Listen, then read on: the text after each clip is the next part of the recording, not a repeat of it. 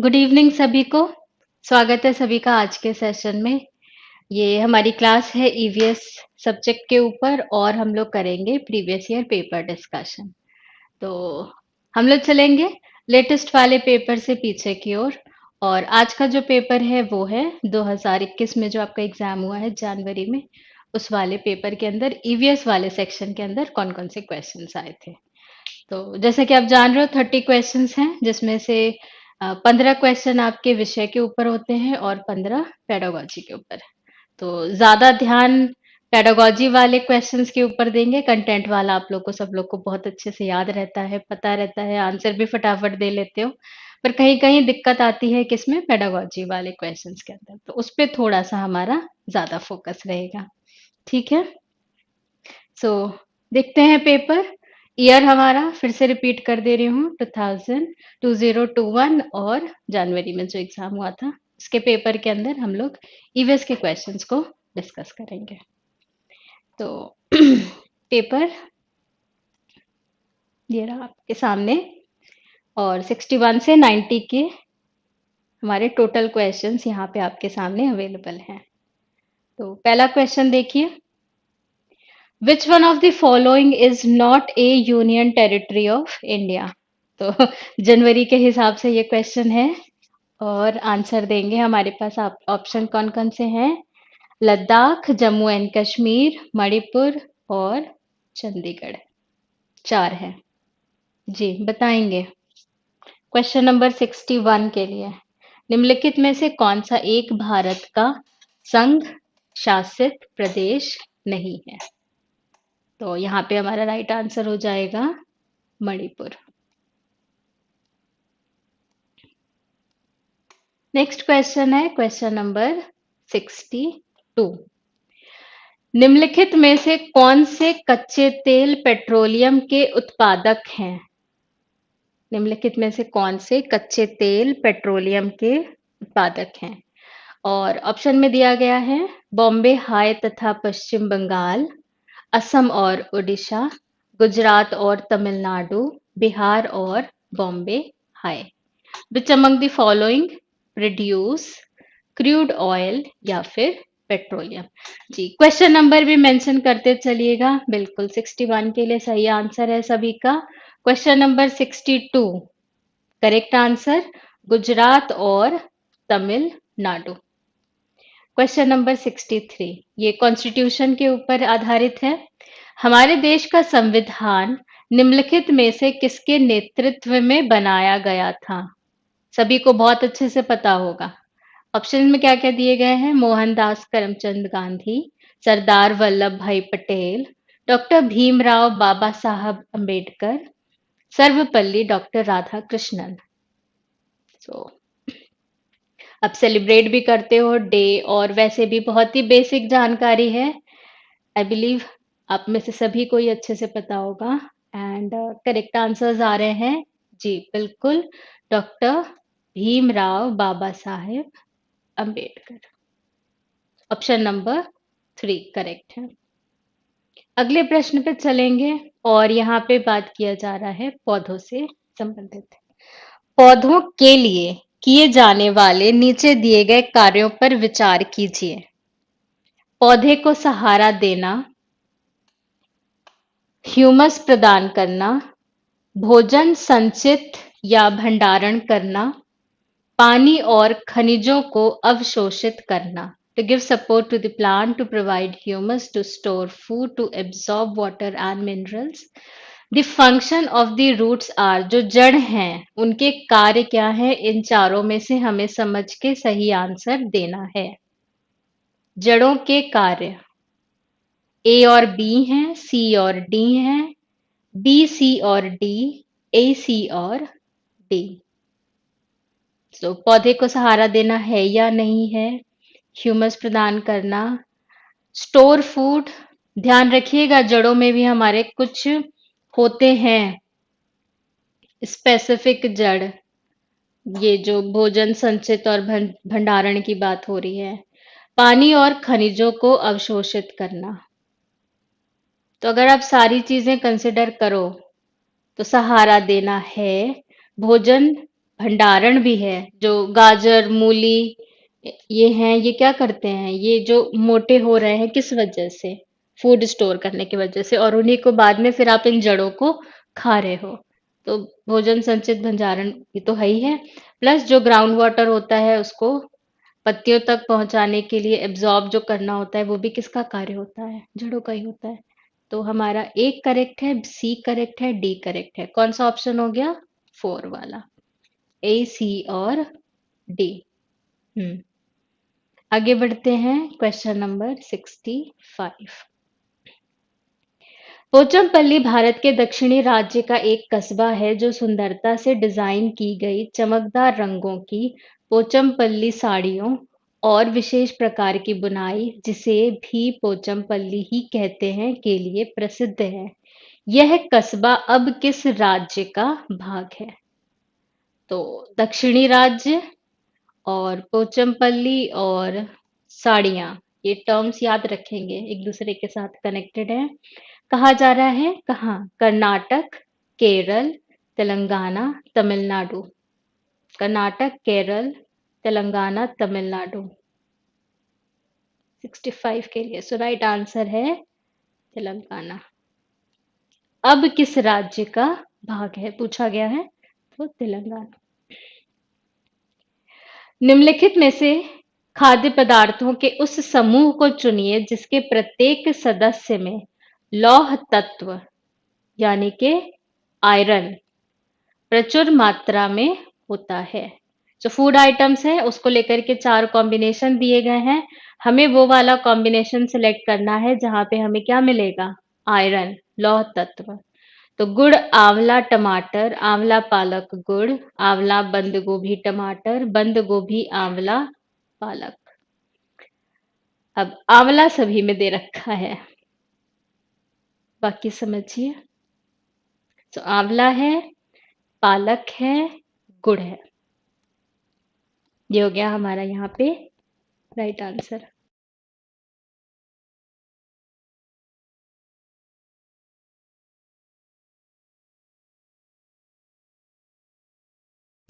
निम्नलिखित में से पक्षियों का वह समूह चुनिए जिसका प्रत्येक सदस्य हमारी तुलना में 4 गुनी अधिक दूरी की वस्तुओं को स्पष्ट देख सकने योग्य है।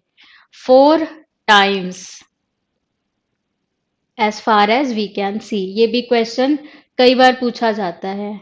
तो 67 के लिए याद रखेंगे, ईगल, काइट्स, वल्चर्स, बाज, चील और गिद्ध।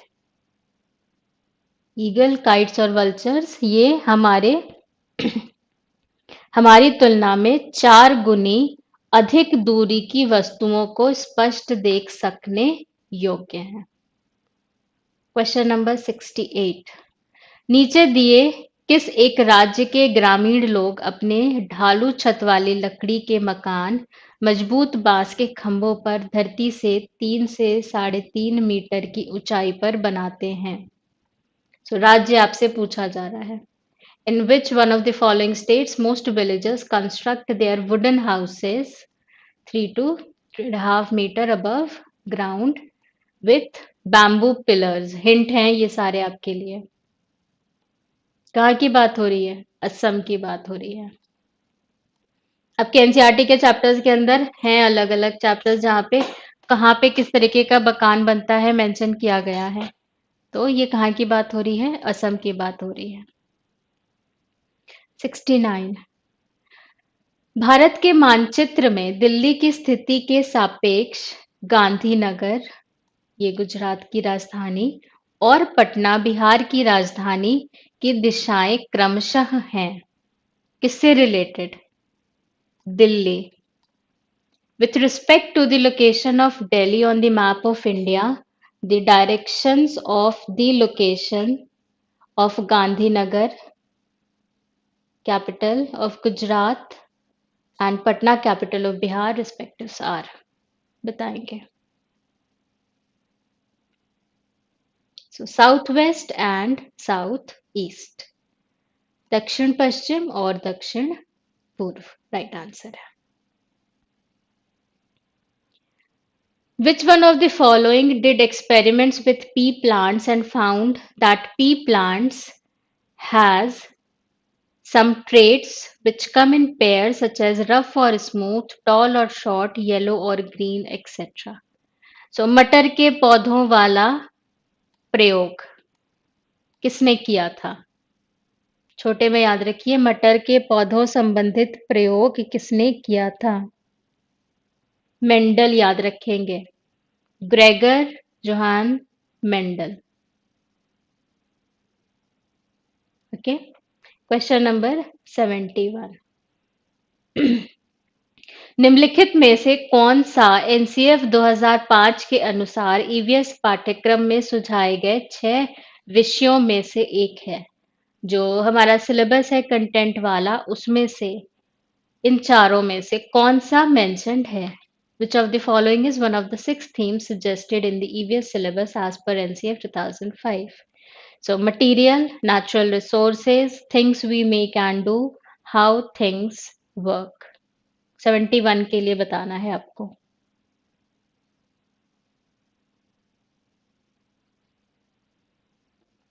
कौन सा है? Things we make and do, चीजें जो हम बनाते हैं और करते हैं। ये हमारे थीम में मेंशन्ड है। और कौन कौन से थीम्स हैं? फैमिली एंड फ्रेंड्स है, food, shelter, water, travel, things we make and do, ये हमारे 6 थीम्स हैं। परिवार और दोस्त, भोजन, आश्रय, पानी, यात्रा, चीजें जो हम बनाते और करते हैं, ये 6 थीम्स। Question number 72। उपाख्यान अभिलेखों में क्या नहीं दर्ज करना चाहिए? Anecdotal records. ये आपके पोर्टफोलियो, एनेक्डोटल रिकॉर्ड्स, ये आपके इवैल्यूएशन असेसमेंट से थोड़ा सा पहले इनके ऊपर बात की जाती है। तो एनेक्डोटल रिकॉर्ड्स वो हो गए जिसके अंदर जो हमारे टीचर हैं वो ब्रीफ नोट्स लिखते हैं, जैसे वो बच्चों को ऑब्जर्व कर रहे हैं कि वो कैसे पढ़ रहे हैं, क्या पढ़ रहे हैं, तो उनके व्यवहार से संबंधित, उनके कौशलों से संबंधित, उनके एटीट्यूड से रिलेटेड छोटे छोटे ब्रीफ नोट्स। ये डिस्क्रिप्टिव होंगे, मतलब बुलेट पॉइंट जैसे नहीं, थोड़ा सा डिटेल में मेंशन होंगे, नोट्स होंगे। कौन बनाएंगे? टीचर्स बनाएंगे एनेक्डोटल रिकॉर्ड्स के अंदर। तो जो यहाँ पे चीजें दी गई हैं उसके अंदर क्या क्या मेंशन्ड है? मुख्य रूप से समस्याग्रस्त स्थितियों की पहचान करना, प्रॉब्लमैटिक सिचुएशन। ये कह रहा है मेनली प्रॉब्लमैटिक सिचुएशन। कहीं ना कहीं कह दिया है कि एनेक्डोटल रिकॉर्ड जो है उनका ऑब्जेक्टिव क्या है? प्रॉब्लम समझ को आइडेंटिफाई करना। दूसरा कह रहा है निर्णय वाले कथनों को लिखना, making statements of judgement. Judgement लिख रहे हैं हम, ऑब्जर्वेशन लिख रहे हैं, है ना। मजबूरियों और कमजोरियों की पहचान करना, स्ट्रेंथ्स एंड वीकनेसेस। जब हम किसी को ऑब्जर्व करते हैं तो हमें उनके स्ट्रेंथ्स और वीकनेसेस पता चलते हैं। बच्चे की रुचियों और संबंधों आदि की पहचान करना, areas of interest and relationships. तो पूछा है शुड बी अवॉइडेड, क्या नहीं दर्ज करेंगे? तो स्ट्रेंथ वीकनेस तो करेंगे, चाइल्ड का इंटरेस्ट रिलेशनशिप करेंगे, क्या नहीं करेंगे? प्रॉब्लमैटिक सिचुएशंस और जजमेंट। कौन सा ऑप्शन बनेगा हमारा 72 के लिए? पहला वाला, ये हम नहीं करेंगे। हमको करना है सी और डी एनेक्डोटल रिकॉर्ड्स के अंदर। ठीक है, नेक्स्ट है क्वेश्चन नंबर 73। आप एक एकीकृत ईवीएस कक्षा के लिए कैसे योजना बनाएंगे? इंटीग्रेटेड ईवीएस क्लासरूम, एकीकृत ईवीएस कक्षा। अब इसके लिए आपको प्लानिंग बनानी है, योजना बनाना है, तो कैसे बनाएंगे? एक पाठ में 2 या अधिक विषय क्षेत्रों को मिलाएंगे, मतलब 2 सब्जेक्ट्स को लेकर के, 2 और मोर सब्जेक्ट्स को लेकर के हम एक लेसन बना रहे हैं। ध्यान रखिएगा ईवीएस आपका विषय कैसा है, उसी के बेसिस पे आंसर दे रहेंगे आप। अलग योजनाओं में सभी विषयों को अलग करेंगे, separate all the subjects into a different plan. बिल्कुल अलग अलग, कि भाई ये बायोलॉजी है, ये ज्योग्राफी है, ये हिस्ट्री है, ये फिजिक्स है, बिल्कुल अलग अलग हमने बांट दिया। विज्ञान और सामाजिक विज्ञान के लिए अलग अध्यापकों का प्रबंधन करेंगे। तो ईवीएस के अंदर अलग-अलग टीचर ले आए हैं कि भई सर जी आप जो साइंस के टीचर हो आप साइंस पढ़ाइए, आप जो सोशल साइंस के टीचर हो आप सोशल साइंस पढ़ाइए। पर्यावरण विज्ञान के लिए अलग अध्यापक का प्रबंध करेंगे। अरेंज सेपरेट टीचर स्पेशलाइजिंग इन एनवायरमेंटल साइंस। क्या करेंगे 73 का आंसर? Integrated EVS classroom. किस चीज पे फोकस हो गया हमारा? जो है ईवीएस। ईवीएस क्या है? विषयों का इंटीग्रेटेड फॉर्म है। अलग अलग जो हमारे विषय हैं, साइंस हैं, सोशल साइंस हैं, उन सारे कॉन्सेप्ट्स को एक साथ लेके आते हैं हम ईवीएस के विषय के अंदर। तो हमारा पहला वाला ऑप्शन करेक्ट है। कंबाइन टू और more subject areas into one lesson. ये हम प्लानिंग करेंगे अपनी ईवीएस की कक्षा में जाने से पहले। Now question number 74। पुनीत ने अपनी कक्षा 5 के शिक्षार्थियों को मानव शरीर की एक रूपरेखा दी और उन्हें भोजन विषय पढ़ाने से पहले पाचन तंत्र को बनाने को कहा। पुनीत चाहता था क्या सो पुनीत ने अपने क्लास 5 के लर्नर्स को क्या दिया है? आउटलाइन ऑफ ह्यूमन बॉडी, और उनसे क्या कहा है कि इसमें बनाओ तुम लोग डाइजेस्टिव सिस्टम। कब? फूड वाले चैप्टर को पढ़ाने से पहले। पुनीत क्या चाह रहे हैं यहाँ पे? Test if learners could make labelled diagrams. परीक्षण करना कि शिक्षार्थी नामांकित आरेख बना सकते हैं। मतलब वो ये जांचना चाह रहे हैं कि ये बच्चे ये चीज कर पा रहे हैं या नहीं कर पा रहे हैं। क्या? Labelled diagrams. दूसरा, elicit learners ideas about digestion. पाचन से संबंधित शिक्षार्थियों के विचारों को प्राप्त करना कि किसको कितना पता है, कितना समझ है उनको ऑलरेडी इस टॉपिक के ऊपर। तीसरा, identify learners with good drawing skill. अच्छे ड्राइंग कौशलों वाले शिक्षार्थियों की पहचान करना कि इसमें से सबसे सुंदर कौन बनाता है। एंड चौथा है evaluate learners on the process of digestion. पाचन की प्रक्रिया पर शिक्षार्थियों का मूल्यांकन करना। तो मूल्यांकन अभी कैसे करेंगे? अभी तो पढ़ा ही नहीं है, हमने कुछ बताया ही नहीं है ना? और ड्राइंग से लेना देना नहीं है। ऊपर कह रहे हैं कि भाई लेबल डायग्राम, इतना टू दी पॉइंट स्पेसिफिक भी नहीं है। हम क्या है, चैप्टर पढ़ाने से पहले अगर हम किसी चीज के ऊपर उनसे पूछ रहे हैं, इसका मतलब हम जानना चाहते हैं कि इससे संबंधित उनको कितना पता है। Elicit learners ideas about digestion. Correct answer है 74 के लिए हमारा ऑप्शन नंबर 2 है ना। बहुत एकदम label diagram to the point नहीं जाएंगे कि हम इसलिए पूछ रहे हैं कि उनको ये डायग्राम आता है कि नहीं आता है। उनको हमारे विषय के बारे में पता है या नहीं पता है, ये ऑब्जेक्टिव है। Which of the following is not correct with respect to formative assessment. सही नहीं है ये बताना है। और ऐसे वाले क्वेश्चन को बहुत ध्यान से करिएगा, जल्दीबाजी में ये गलत हो जाते हैं एग्जाम के अंदर। Not correct. रिपोर्ट कार्ड के प्रत्येक तिमाही में इसकी सूचना दी जानी है। फॉर्मेटिव असेसमेंट रचनात्मक आकलन से संबंधित क्या सही नहीं है आपको बताना है। It is to be reported in every quarter of report card. अधिगम को सुदृढ़ करने के लिए यह अध्यापक को समय पर कार्यवाही करने में मदद करता है। It helps the teacher in taking timely action for enhancing learning. मतलब बच्चे बहुत अच्छे से सीख सकें, इसके लिए समय समय पे टीचर को क्या करना चाहिए, उसके लिए फॉर्मेटिव असेसमेंट उनकी हेल्प करता है। इसको छात्रों की प्रगति की निगरानी करनी है। It is to monitor students progress. So formative assessment आपने हमेशा पढ़ा है कि ये हमें पूरे समय चलता रहता है। तो कंटिन्यूअस जो उनका प्रोग्रेस हो रहा है उस पे हम लोग निगरानी रख सकते हैं। बच्चे के सीखने की कोई भी जानकारी रचनात्मक आकलन में मदद कर सकती है। Any information on learning of child can help in formative assessment. So 2 ठीक लग रहा है, 3 ठीक लग रहा है, 4 ठीक लग रहा है। कौन सा यहाँ पे सही नहीं है?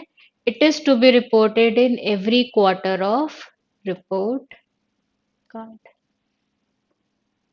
बाकी तीनों पॉइंट जो हैं ये बच्चे के सीखने से संबंधित है, लर्निंग से संबंधित है और ये सारे करेक्ट है। क्वेश्चन पूछ रहा है नॉट करेक्ट। तो अगर आप करेक्ट वाला आंसर दे रहे हो इसका मतलब आपने क्वेश्चन के अंदर नॉट करेक्ट वाली बात को मिस कर गए हो, सही नहीं पूछा है। Smita wanted to sensitize her learners about gender disparity and stereotypes related to work. Smita अपने शिक्षार्थियों को कार्य से संबंधित लैंगिक विषमता और रूढ़िवादी छवियों के प्रति संवेदनशील करना चाहती है कि इस तरीके से वो अपने दिमाग में ना बैठाएं कि ये वाला कार्य इन्हीं का है, ये वाला कार्य इन्हीं का है। स्मिता को निम्नलिखित में से अपनी कक्षा में क्या करना चाहिए? What should Smita choose to do in her class from the following suggestions? क्या है? रूढ़िवादी मॉडलों को छात्रों को प्रस्तुत करें। तो हम वो मॉडल लेके आए, स्टीरियोटिपिकल मॉडल्स, और बच्चों के सामने रखें। विभिन्न प्रकार के कार्यों के फ्लैश कार्ड दिखाएं। Show flash cards of different kinds of work. केवल लड़कों से प्रतिदिन कक्षा को साफ करने के लिए कहें। Ask only boys to sweep the classroom daily. एक छात्र की मां को कक्षा में आमंत्रित करें जो ऑटो चालक है।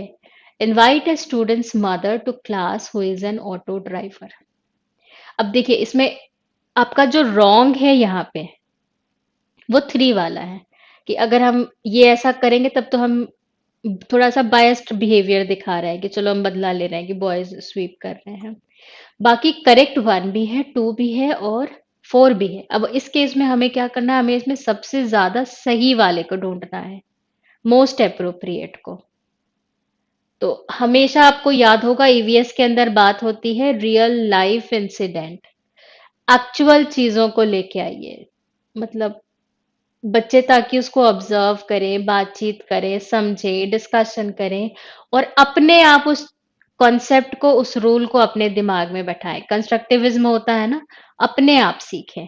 तो जब ये स्टूडेंट की मदर आएंगी क्लास के अंदर जो कि एक ऑटो ड्राइवर होंगी, तो आपको बोलना नहीं पड़ा कि ऑटो जो है ये सिर्फ मर्द नहीं चलाते, ये महिलाएं भी चला सकती हैं। ये आपको बोलने की जरूरत नहीं पड़ी, आपने एग्जाम्पल प्रेजेंट कर दिया कि कोई भी कार्य कोई भी कर सकता है और फिर वो आके अपने इस चीज को शेयर करेंगी तो बच्चे रियल लाइफ एक्सपीरियंसेस सीखेंगे। तो राइट आंसर 76 के लिए कौन सा हो जाएगा? 4 वाला। Invite a students mother to class who is an auto driver.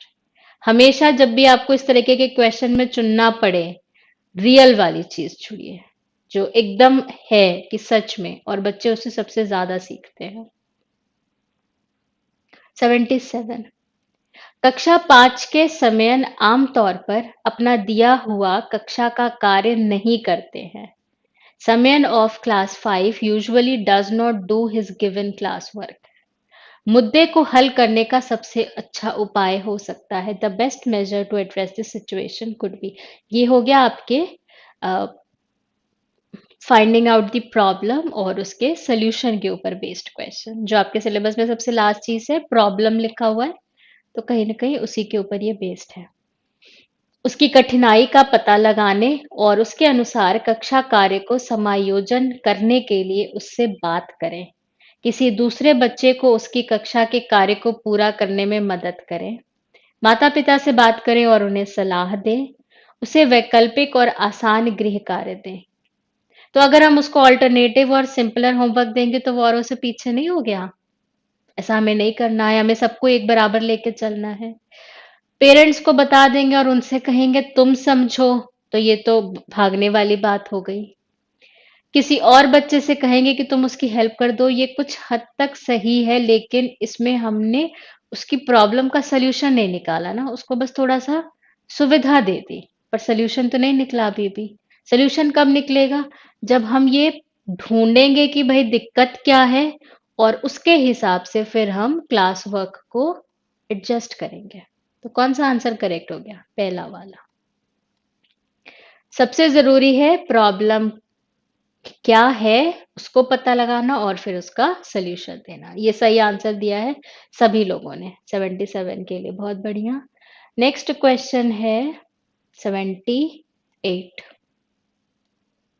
मुस्कान ने परिवहन में डीजल वाहनों का उपयोग निषिद्ध होना चाहिए इस विषय पर एक वाद विवाद का आयोजन किया। आपके सिलेबस के अंदर है वाद विवाद, डिस्कशन। हम लोगों ने डिबेट डिस्कशन ऑर्गेनाइज किया है।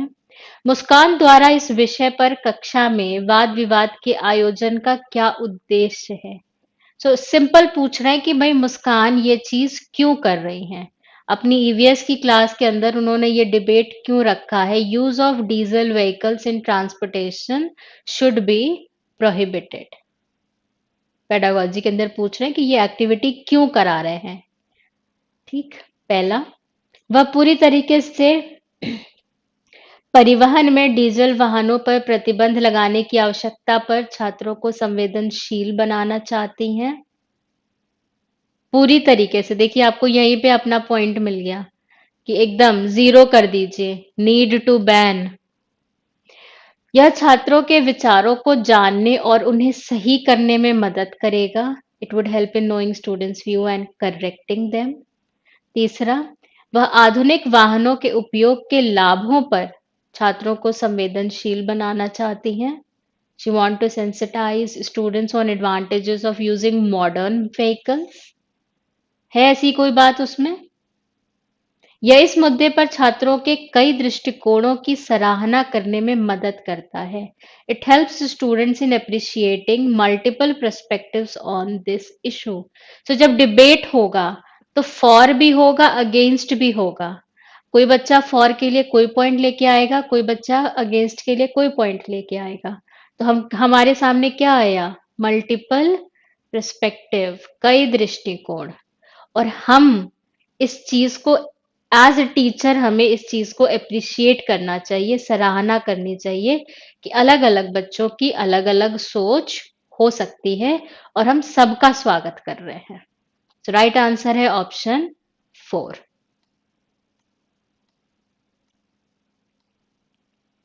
बाकी सब में आपका एक पहलू दिखा रहा है। फोर्थ वाला हमारा सबसे ज्यादा करेक्ट आंसर है। 79। Mapping skills in EVS help develop. आसान सा छोटा सा क्वेश्चन है, लेकिन इसमें भी गड़बड़ी हो सकती है अगर आप जल्दीबाजी करेंगे तो।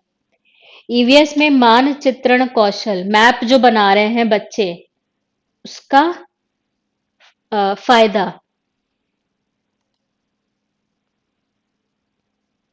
The skill of drawing landscapes, the skill of predicting and calculating, recording skill, understanding of relative position of places. स्थानों की सापेक्ष स्थिति की समझ को विकसित करता है, रिकॉर्डिंग कौशल को विकसित करता है, पूर्वानुमान और गणना के कौशल को विकसित करता है, लैंडस्केप खींचने के कौशल को विकसित करता है। मैपिंग, जब हम मैप बनाते हैं, मैपिंग होता क्या है? एक तरीके से हम सिंबॉलिक डिस्क्रिप्शन दे रहे हैं जगहों को लेकर के, उनके बीच में कितनी दूरियां हैं और ऑब्जेक्ट्स हैं और जो हमारे अलग अलग रीजन्स हैं, उसको हम एक तरीके से मैप में प्रेजेंट करते हैं। तो ये क्या सिखाता है? Understanding of relative position of places, स्थानों की सापेक्ष स्थिति की समझ को विकसित करता है। 79 के लिए 4। Yes. The integrated nature of EVS helps in, integrated term हमेशा ध्यान रखेंगे, बहुत इंपॉर्टेंट है। इंटीग्रेटेड का मतलब यहाँ पे कौन से वाले पॉइंट के अंदर हमें देखने को मिल रहा है? ईवीएस विषय है, उसके अंदर आप साइंस भी ले रहे हैं, उसके अंदर आप सोशल साइंस को भी इंक्लूड कर रहे हैं। तो इसका फायदा, पाठ्यचर्या के भार को कम करने और विशिष्ट प्रकरणों को पेश करने में, reduce the curriculum load and introduce specific topics. पाठ्यचर्या के भार को कम करने और शिक्षार्थियों को सार्थकता पूर्वक सीखने में, reduce curriculum load and help children to learn meaningfully, follow child-centered approach and introduce larger number of concepts, शिक्षार्थी केंद्रित उपागम का पालन करने और संकल्पनाओं की अधिक संख्या का परिचय देने में, learn from information and description provided, दी गई सूचनाओं और विवरणों को सीखने में। सो इंटीग्रेटेड नेचर, यहाँ पे एक तो क्या है कि भाई करिकुलम का लोड कम हुआ, सही बात।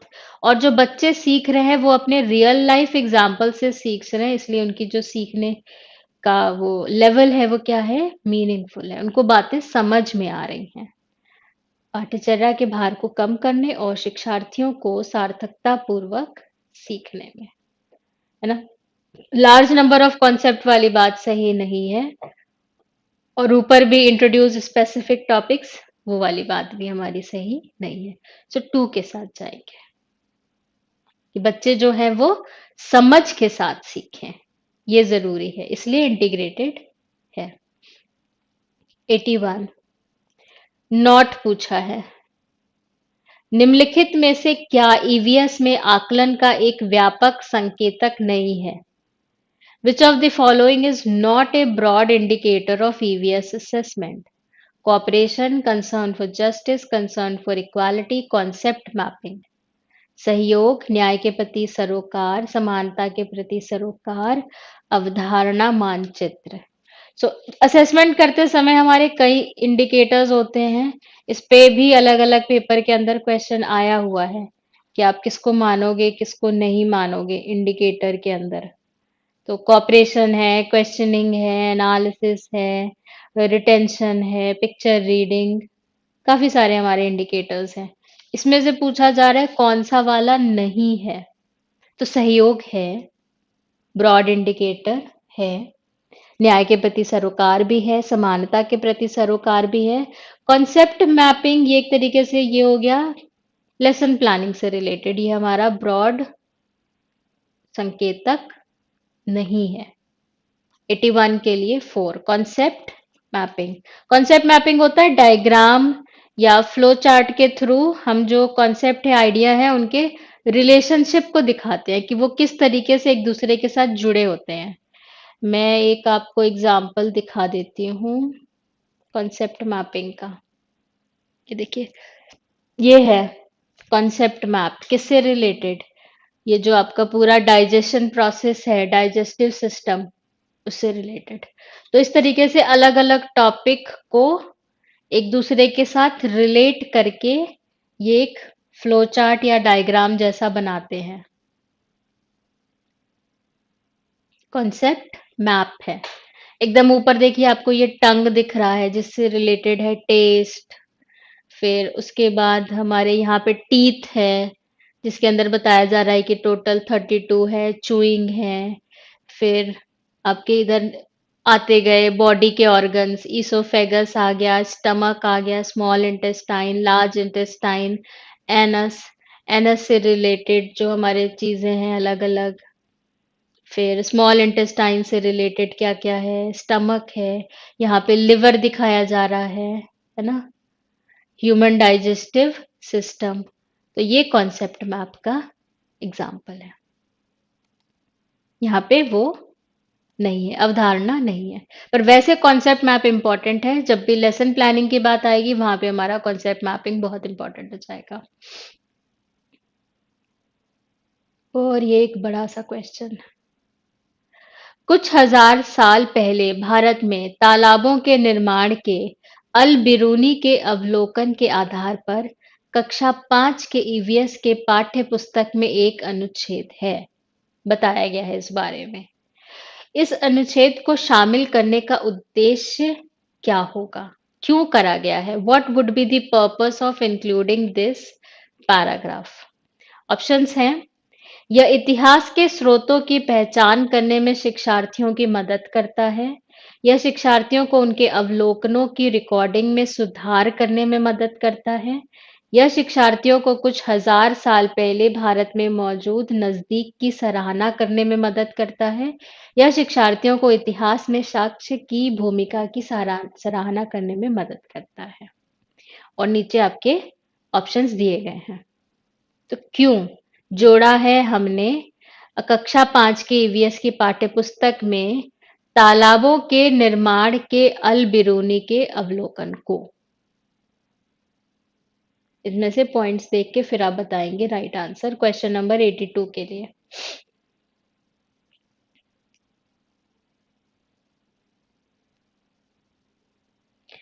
तो पहले वाले पॉइंट में देखिए, लर्नर को पता चले सोर्सेज ऑफ हिस्ट्री, ठीक बात लग रही है। Learners to improve their recording of observations.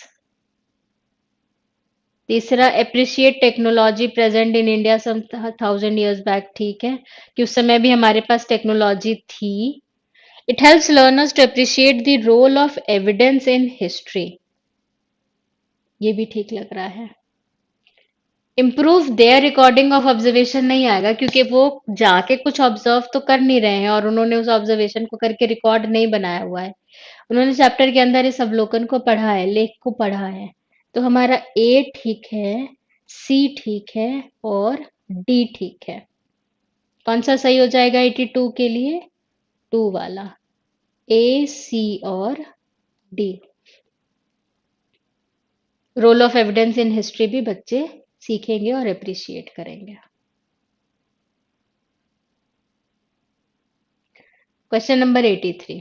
अपनी कक्षा में 50 से अधिक छात्रों के साथ वाणी उन्हें एक ऐसी गतिविधि में जोड़ना चाहती है जिसमें सीखने को बढ़ाने के लिए अधिकतम संख्या में इंद्रियां शामिल हों। Involves maximum number of senses to enhance learning. मतलब कोई ऐसी एक्टिविटी कराए जो हमारे 5 सेंसेस हैं और सबसे ज्यादा उसमें सेंसेस इस्तेमाल हो सके। कौन कौन से? हम देखते हैं, सुनते हैं, स्मेल करते हैं, टेस्ट करते हैं और टच करते हैं। So, maximum number of senses. Which of the following activities will be suitable for this purpose? निम्न में से कौन सा क्रियाकलाप उपरोक्त कार्य के लिए ठीक होगा? कौशलों के प्रदर्शन के लिए समुदाय से संदर्भ व्यक्तियों को आमंत्रित करना।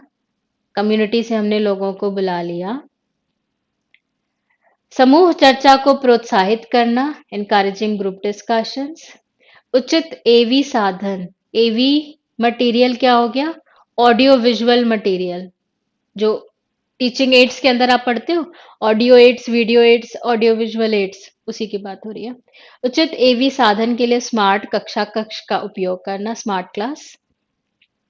नजदीक के स्थान के लिए क्षेत्र भ्रमण का आयोजन करना, organising field trip to a near by place. ये भी बिल्कुल अभी हम लोगों ने कुछ देर पहले जो क्वेश्चन करा था, एकदम उसी तरीके का क्वेश्चन है कि भाई वो भी सही है, ये भी सही है, ये भी सही है, ये भी सही है। अब क्या करें हम? तो फिर हम मोस्ट अप्रोप्रिएट के साथ जाएंगे। जितना रियल लाइफ होगा उतना हमारा ऑप्शन करेक्ट होगा। और क्वेश्चन भी कह रहा है कि मैक्सिमम नंबर ऑफ सेंसेस। सो अगर हम ग्रुप डिस्कशन करेंगे तो एक ही सेंस पे फोकस हो गया, है ना। जो लोग आएंगे लिमिटेड ही डिमॉन्स्ट्रेट कर पाएंगे अपने स्किल्स को। एवी मटेरियल तक भी कुछ कुछ हद तक लिमिटेड ही है। क्या करेंगे हम? फील्ड ट्रिप पे जाएंगे। Yes, real life, organising field trip to a near by place. Perfect answer 83 के लिए 4। 84। इकरा अपने शिक्षार्थियों को ईवीएस में समाचार पत्रों और पत्रिकाओं को पढ़ने के लिए क्यों प्रोत्साहित करती है? Why does Iqra encourage her learners to read newspaper and magazines in EVS? आसान सा क्वेश्चन है। किस लिए करेंगे? मनोरंजक संसाधन उपलब्ध हैं, संसार से जुड़ने के लिए, स्वतंत्र बनाने के लिए, प्रतिस्पर्धी बनाने के लिए। Entertaining resources, engage with real world, become independent, become competitive. Again इसमें से कोई सा भी आप क्रॉस नहीं कर सकते हो, रेलेवेंट सभी हैं। तो हम जाएंगे मोस्ट अप्रोप्रिएट के साथ। और कौन सा मोस्ट अप्रोप्रिएट है?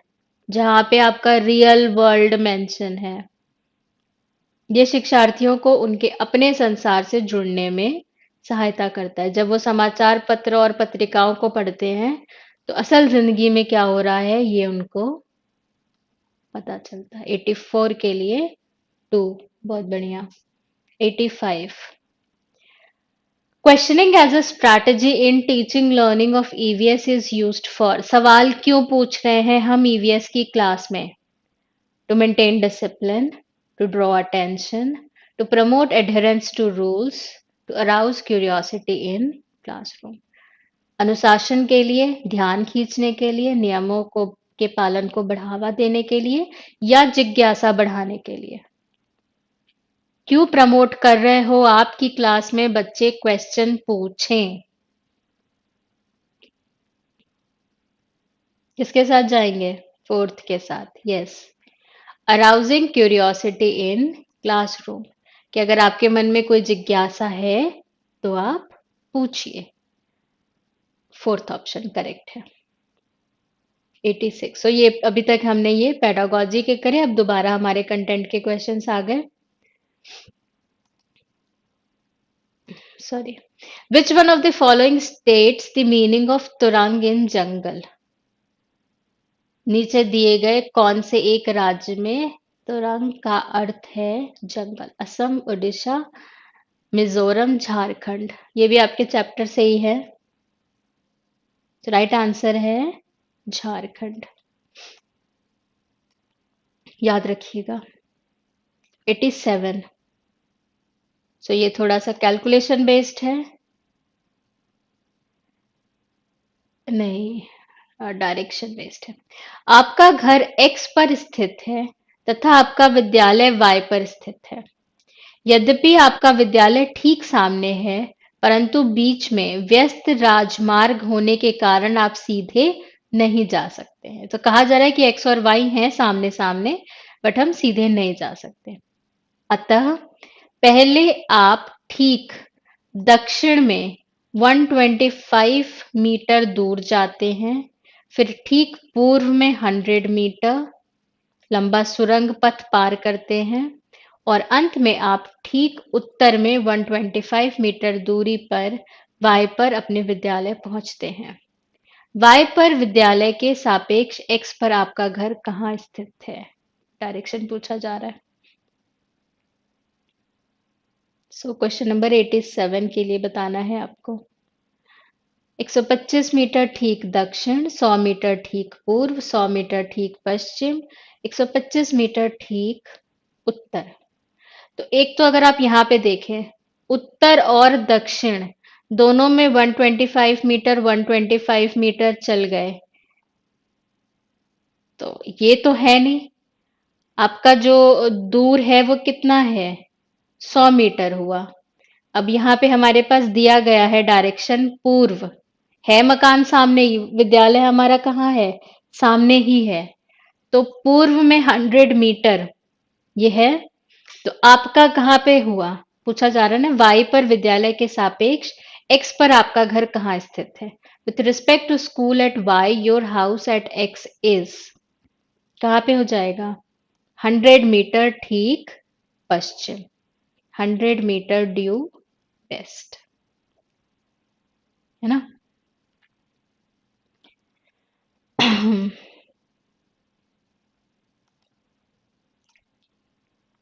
A boy boarded a train on 4th June 2020 at Nagarcoil for Madgaon.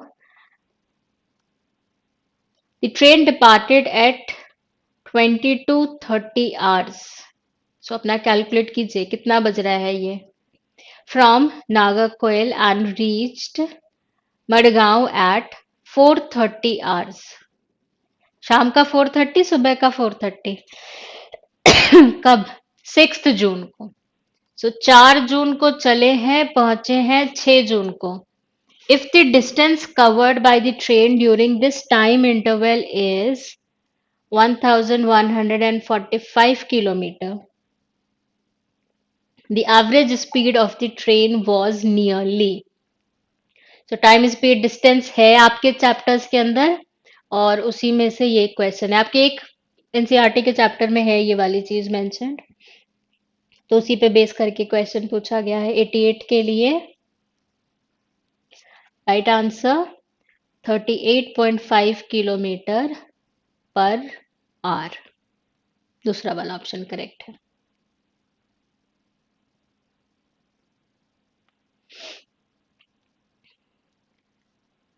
इस क्वेश्चन में भी देखिए हमें नॉट दिख रहा है। जब भी आपको प्रश्न में नहीं दिखे उसको थोड़ा सा ध्यान देंगे कि गड़बड़ ना हो, अपने दिमाग को बोलेंगे कि मुझे नॉट वाला ऑप्शन सिलेक्ट करना है।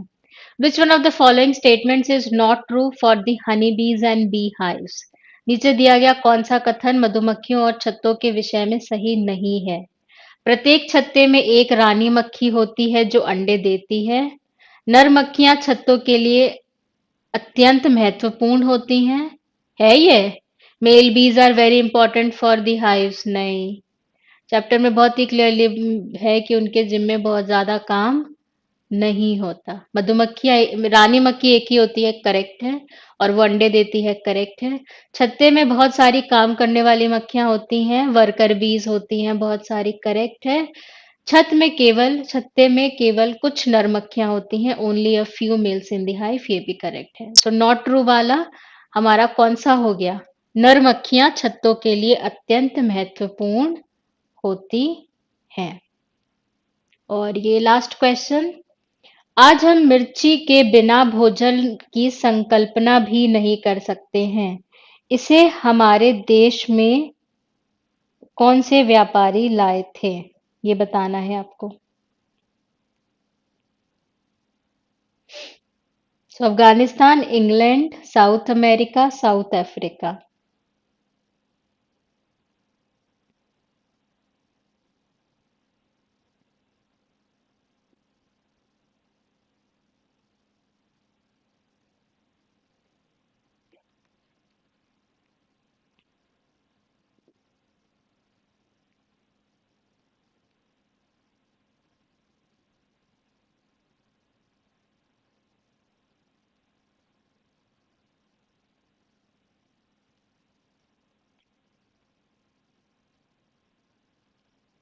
राइट आंसर कौन सा हो जाएगा 90 के लिए? ऑप्शन 3, साउथ अमेरिका, दक्षिणी अफ्रीका से। तो ये थे हमारे 90 क्वेश्चंस ईवीएस से, है ना। सो अभी के लिए इतना ही, मिलेंगे अपने नेक्स्ट क्लास में। टेक केयर, ध्यान रखिएगा।